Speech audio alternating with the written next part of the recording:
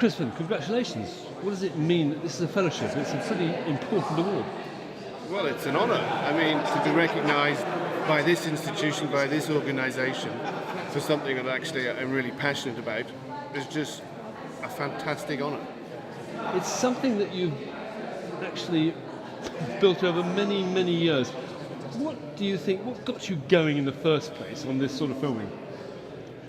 Well, it's hard to sort of put down a specific event. Learning to dive when I was working for a television company in Plymouth helped enormously. I mean, you know, Plymouth surrounded by sea, one of the best places in this country to learn to dive. I think that was crucial to all of this.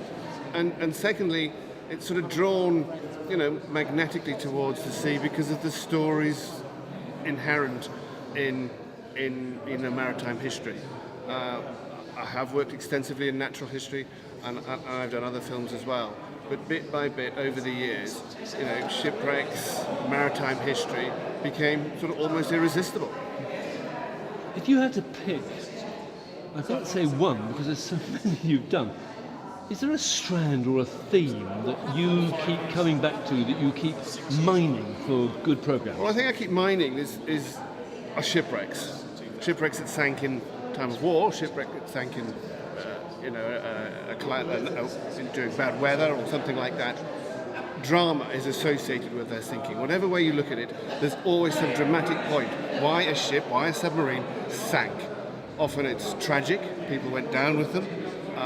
Often there's a much bigger story behind it. Obviously the ships that sank during the World Wars is a case in point. And there's lots of them out there. Every single shipwreck tells a story. Now, if you had to pick one which astonished you, I can think of one that astonished me, but if there's one that astonished you when you finally found it and revealed what was on the site, what would that be? This is a real face-up, but what would it be, do you think? Well, we've had quite a few of those. Yeah. I tell you what, I'm going to cheat here. I'm going to say the one that really astonished me was the U-boats with the acoustic tiles. That was one, anyway. That was really extraordinary to me. Well, I think the U-boat with the acoustic tiles was very special, partly because it's actually invisible to sonar, so finding it in its own right was quite difficult. It's in a part of the sea, it's 25 miles of Lyme Regis, that is, the dive conditions are not very good at all. And here is the submarine, covered in rubber. What's it doing here? Automatically you have a detective story that you just have to follow through. And using the people, using the experts, we can trace that back. What was revealing about that rubber? That rubber was world-beating technology. And the only reasons the Germans didn't manage to make more use of it is that they ran out of rubber. And if all of their submarines had been coated in these rubber tiles, this method of becoming invisible to sonar, I think we could have been in serious trouble. That technology is still alive today, believe it or not. They were world beaters in that. And as I say, if more U-boats had been covered in that rubber, it might have been a different story. And we're talking quite relatively, well, certainly early in the history of acoustic protection, but we're talking 1944? 45? We're talking 1944. I mean, the Germans started perfecting that earlier than that, but literally they ran out of rubber. I mean, it's as simple as that. There wasn't enough. I mean, they had problems, which I believe problems still exist today, of sticking the rubber to the hulls of submarines. I think that still plagues modern submarines to this day. But, you know, some of that rubber had stayed on that submarine for 70 years. So you can imagine, people are quite interested in it. So this year, 100 Years Battle of Jutland, your programme absolutely outstanding, but happened on the run, you told me. Well, it did. I mean, we were very lucky. First of all, I met Mick Jellicoe, and obviously a name like Jellicoe is very hard to resist when someone called Jellicoe rings you up.